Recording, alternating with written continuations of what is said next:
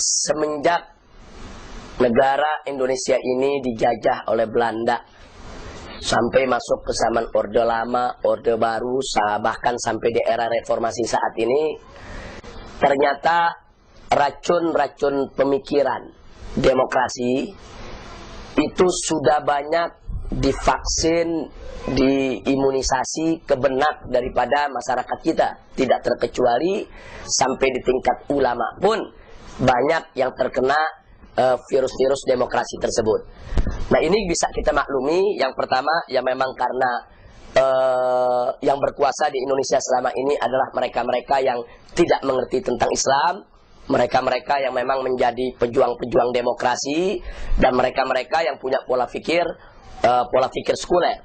Nah, dalam kurun waktu yang begitu lama, 350 tahun dijajah, kemudian 23 tahun di Orde Lama, ditambah lagi 32 tahun di Orde Baru, kemudian belum lagi sebelumnya ada penjajahan Jepang, ditambah dengan era reformasi, sistem Islam tidak pernah mendapatkan kesempatan untuk membuktikan diri sebagai sistem yang baik di negara Republik Indonesia ini.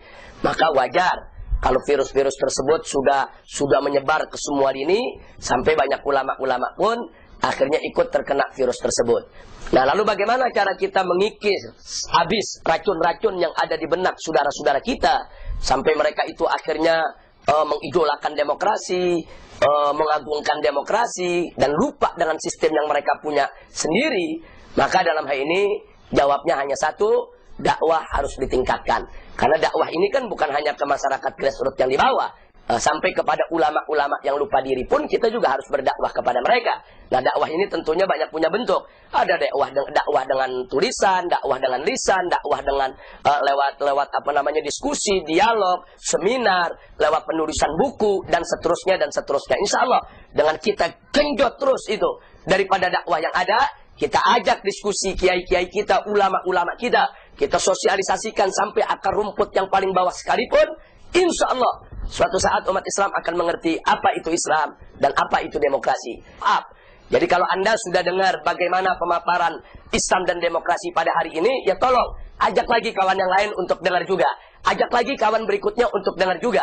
Ini merupakan tanggung jawab kita bersama, bagaimana kita sosialisasikan sampai akar rumput yang paling bawah, bahkan sampai para ulama yang ada di atas, semuanya, untuk kita sampaikan dakwah ini. Inilah Islam, inilah demokrasi. Insya Allah mereka yang tidak paham akan jadi paham. Mereka yang selama ini masih bingung, insya Allah akan menjadi obat bagi kebingungan mereka. Dan mereka yang lupa diri, insya Allah bisa tersadarkan lewat dialog, diskusi semacam ini. Amin ya rabbal alamin.